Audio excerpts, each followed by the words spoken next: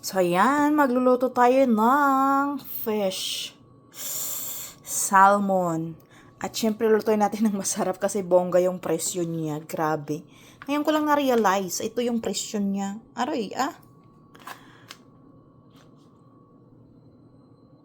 Kaya, wag natin sayangin ang isda.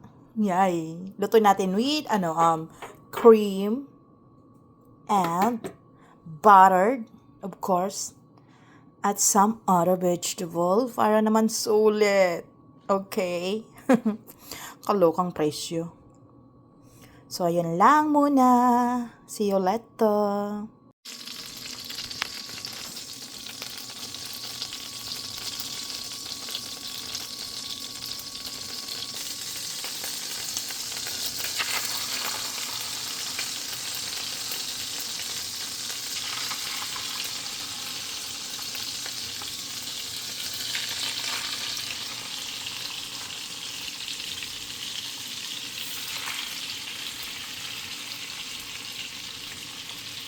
Ingatan ang ating fish da. Kaya mahal ang presyo ba? Ay, nako. Ngayon ko lang nagpagtanto. Si kuha lang kasi kami pa nag-grocery kung anong makita naming bibilhin.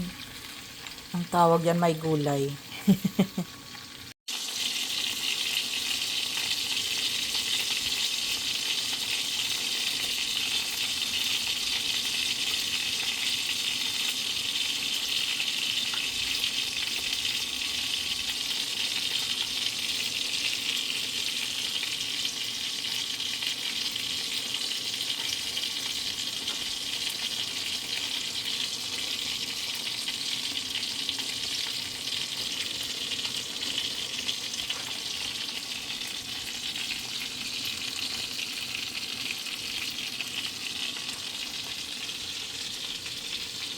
So this is the finished product.